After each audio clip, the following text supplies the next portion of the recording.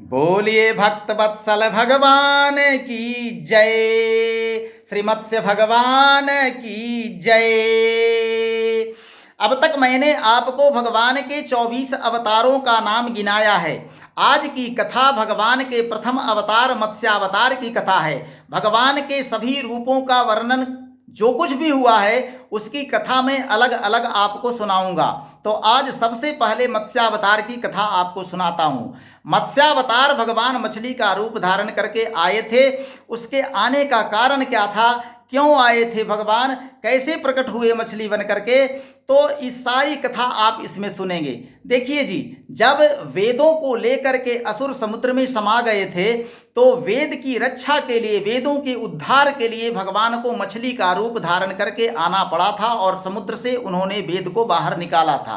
कथा इस प्रकार आती है। यह कथा मैं श्री नाभादास जी कृत श्री भक्तमाल से सुना रहा हूं। जब ब्रह्मा जी के सोने का समय आ गया और उन्हें नींद आने लगी, उस समय वेद उनके मुख से निकल पड़े और उनके पास ही रहने वाले है ग्रीव नामक दैत्य ने उन वेदों को चुरा लिया। ब्राह्म नामक नैमित्तिक प्रलय होने से सारे लोग समुद्र में डूब गए। श्री हरि ने है ग्रीव की चेष्टा को जान ली और वेदों का उद्धार करने के लिए मत्स्यावतार ग्रहण किया। तो सुनिए मत्स्यावतार की कथा।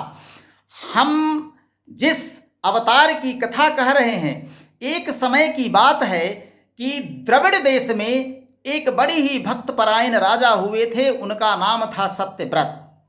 वे मलय पर्वत के एक शिखर पर केवल जल पीकर तपस्या कर रहे थे। यही वर्तमान महाकल्प में वैवस्वत मनु के रूप में जाने जाते हैं।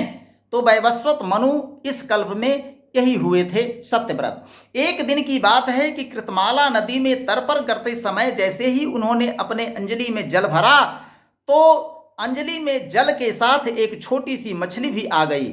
उन्होंने उस जल के साथ फिर से उस मछली को नदी में छोड़ दिया। तब मछली ने बड़ी प्रार्थना की कि हे राजन, मुझे जलीय जीव जंतु खा जाएंगे, मेरी रक्षा कीजिए। राजा ने क्या किया कि उसे अपने जलपात्र में डाल लिया। वह इतनी बड़ी मछली इतना बड़ा आकार धारण कर ली कि कमंडल में स्थान नहीं पा सकी। तब राजा ने उसे एक बड़े मटके में रख दिया। 2 घड़ी में वह 3 हाथ की हो गई। तब उसे एक बड़े सरोवर में डाल दिया।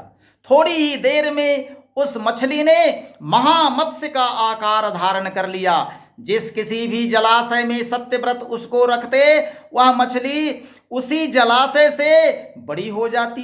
तब राजा ने क्या किया कि उसे समुद्र में छोड़ दिया। जैसे ही राजा सत्यव्रत ने उस मछली को समुद्र में छोड़ा, उस मछली ने बड़ी करुणा से कहा कि हे राजन, आप मुझको इसमें ना छोड़ें, मेरी रक्षा कीजिए। तब सत्यव्रत ने प्रश्न किया कि मत्स्य रूप धारण करके मुझको मोहित करने वाले आप कौन हैं? आपने एक ही दिन में 100 योजन यानी 400 कोस के विस्तार का सरोवर घेर लिया। आप अवश्य ही सर्वशक्तिमान सर्वांतरजामी अविनाशी श्री हरि हैं। इसके अतिरिक्त आप कोई दूसरा नहीं हो सकते। आपने यह रूप किस उद्देश्य से ग्रहण किया है भगवान, मुझे बताइए। तब भगवान ने कहा कि देखो सत्यव्रत, आज से ठीक 7वें दिन तीनों लोग प्रलयकालीन समुद्र में डूब जाएंगे। तब मेरी प्रेरणा से एक बड़ी भारी नाव तुम्हारे पास आएगी। उस समय तुम समस्त प्राणियों के सूक्ष्म शरीरों को लेकर सप्तर्षियों के समेत उस रथ पर, उस नौका पर चढ़ जाना और समस्त औषधियों और बीजों को भी साथ रख लेना। जब तक ब्रह्मा की रात्रि रहेगी तब तक यह महाप्रलय का काल चलता रहेगा और मैं उस समय तक तुम्हारी नौका को लिए समुद्र में विहार करता रहूंगा और तुम्हारे समस्त प्रश्नों का उत्तर देता रहूंगा। यह कहकर मत्स्य भगवान अंतर्ध्यान हो गए। प्रलय काल में ठीक वैसा ही हुआ जैसा कि भगवान ने सत्यव्रत से कहा था। मत्स्य भगवान प्रलय काल में प्रकट हो गए, नौका का रूप धारण किए हुए। उनका शरीर सोने के समान दैदीप्यमान था और शरीर का विस्तार 4 लाख कोस का था। भक्तजन तो इसको स्वीकार करते हैं, लेकिन कुछ मीन मेख निकालने वाले लोग 4 लाख कोस की बात पर हंसेंगे। भैया, तुम्हारी नजर में धरती केवल यही 7 महादेश और 5 महासागरों वाली धरती है। यही तुम्हारा समुद्र है, यही तुम्हारा स्थल है। लेकिन जो भक्तगण हैं उनके लिए यह धरती मात्र एक छोटा सा ग्रह है जी। और इस ग्रह से बड़े बड़े ग्रह इसी सौर मंडल में हैं, जिसमें बृहस्पति सबसे बड़ा ग्रह है। और उस सौर मंडल का केंद्र बिंदु सूर्य है। सूर्य एक छोटा सा तारा है और ब्रह्मांड में अनेकानेक तारे हैं। इसलिए कितने ग्रह, कितनी पृथ्वियां, कितने समुद्र, कितने, इसलिए 4 लाख कोस हमारे लिए संदेह की बात नहीं है साहब। तो 4 लाख कोस विस्तार का उनका शरीर था। शरीर में एक बड़ा भारी सींग भी था। वह नाव बासुकी नाग से सींग में बांध दी गई। सत्यव्रत जी ने भगवान की स्तुति की। भगवान ने प्रसन्न होकर उन्हें अपने स्वरूप का संपूर्ण परम रहस्य और ब्रह्म तत्व का उपदेश दिया जी, जो मत्स्य पुराण में वर्णित है। भगवान वेद व्यास द्वारा रचित 18 पुराणों में से एक पुराण है मत्स्य पुराण। मत्स्य पुराण में ये सारी कथा आती है। ब्रह्मा जी की जब नींद टूटी तो उनकी नींद टूटने पर भगवान ने हयग्रीव को मारकर श्रुतियां यानी वेदों को ब्रह्मा जी को वापस लौटा दी। यह कथा श्रीमद् भागवत महापुराण में आती है। अब मैं आपको इसके आगे की कथा सुना रहा हूं जो पद्म पुराण से ली गई है। समुद्र का एक पुत्र था शंख। शंख ने देवताओं को परास्त करके उनको स्वर्ग से बाहर निकाल दिया। सब लोकपालों के अधिकार छीन लिए। देवता मेरुगिरी की कंदराओं में जा छिपे। शत्रु के अधीन तो नहीं हुए, लेकिन स्वर्ग छोड़कर मेरु पर्वत की कंदराओं में जाकर के छिप गए। तब दैत्य ने सोचा कि देवता तो वेद मंत्रों से ही प्रबल होते हैं, वेद मंत्र का उच्चार करते हैं और उसी से वो प्रबल हो जाते हैं। तो ऐसा प्रतीत होता है, तो क्यों ना मैं वेदों का ही हरण कर लूं। इसलिए शंखासुर ने क्या किया कि वेदों का अपहरण कर लिया। ब्रह्मा जी कार्तिक की प्रबोधिनी एकादशी को भगवान की शरण में गए। भगवान ने आश्वासन दिया कि हे ब्रह्मा जी, मैं मछली के समान रूप धारण करके आकाश से आऊंगा। और सचमुच जब विंध्य पर्वत पर कश्यप ऋषि भगवान को तर्पण देने के लिए अंजलि में जल भरे, तो ठीक उसी समय उनकी अंजलि में आकाश मार्ग से एक मछली आकर गिर गई। अब आप इस पर भी संदेह करेंगे कि कहीं आकाश से मछली की वर्षा होती है। साहब, आकाश आप कहते किसे हो? धरती पर हो तो धरती पर पैर है, ऊपर ताके तो आकाश, नीचे ताकेंगे तो धरातल।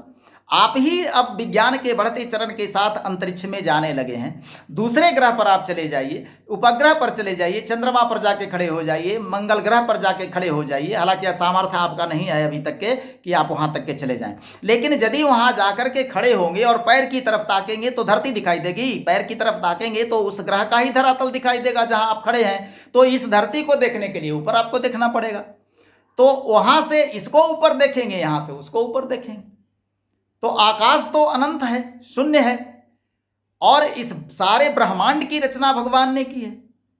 जब आपके बिना बनाए, बिना एक कारीगर के, बिना एक इंजीनियर के, बिना एक मिस्त्री के एक मशीन, एक छोटी सी वस्तु नहीं बनती है, तो इतना बड़ा ब्रह्मांड ऐसे ही बन गया।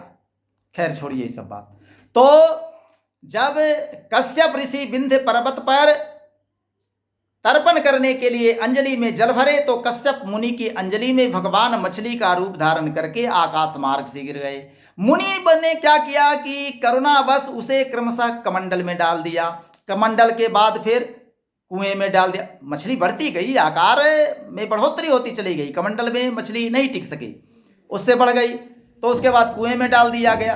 कुएं से भी मछली बड़ी हो गई तो सरोवर में डाल दिया गया, तालाब में डाल दिया गया। तालाब से भी बड़ी हो गई तो नदी में डाल दिया गया। नदी में भी जब स्थान उसने छेक लिया तो मछली को समुद्र में डाल दिया गया।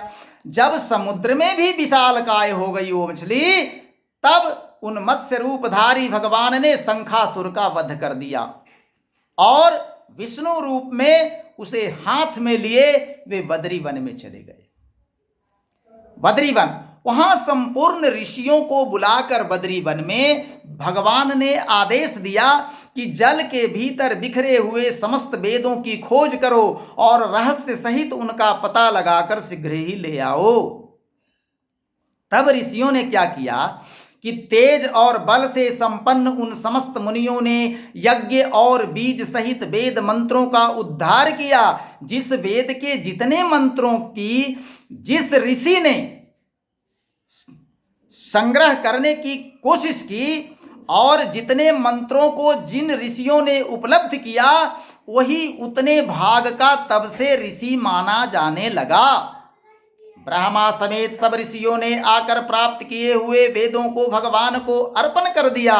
यह कथा पद्म पुराण में आती है। बोलिए श्री मत्स्य भगवान की जय। एक तीसरी कथा भी आती है पद्म पुराण में ही। पद्म पुराण में एक कथा आती है कि कश्यप ऋषि की दो पत्नियां थी। आप सब जानते हैं, दिति और अदिति। दिति से दैत्य उत्पन्न हुए और अदिति से देवगण उत्पन्न हुए। तो दिति के मकर, हैग्रीव, महाबलशाली हिरण्याक्ष, हिरण्यकशिपु, जंभ और मय आदि दानव पुत्र हुए। मकर ने क्या किया कि ब्रह्मलोक में जाकर ब्रह्मा जी को मोहित करके उनसे संपूर्ण वेद ले लिए। इस प्रकार श्रुतियों का अपहरण करके वह महासागर में घुस गया। फिर तो सारा संसार धर्म शून्य हो गया जी। ब्रह्मा जी की प्रार्थना से भगवान मत्स्य रूप धारण करके महासागर में प्रविष्ट हुए और मकर दैत्य को थुथुन के अग्रभाग से विदीर्ण करके उन्होंने मार डाला और अंग उपांगों सहित संपूर्ण वेदों को लाकर ब्रह्मा जी को समर्पित कर दिया। तो भगवान इन रूपों में, विभिन्न रूपों में समय समय पर प्रकट होने का कार्य किया है। और आज मैं जो आपको कथा सुनाया, यह कथा पद्म पुराण से, श्रीमद्भागवत महापुराण से और श्री नाभादास जी कृत श्री भक्तमाल से ली गई थी। तो बोलिए श्री मत्स्य भगवान की जय, भक्तवत्सल भगवान की जय।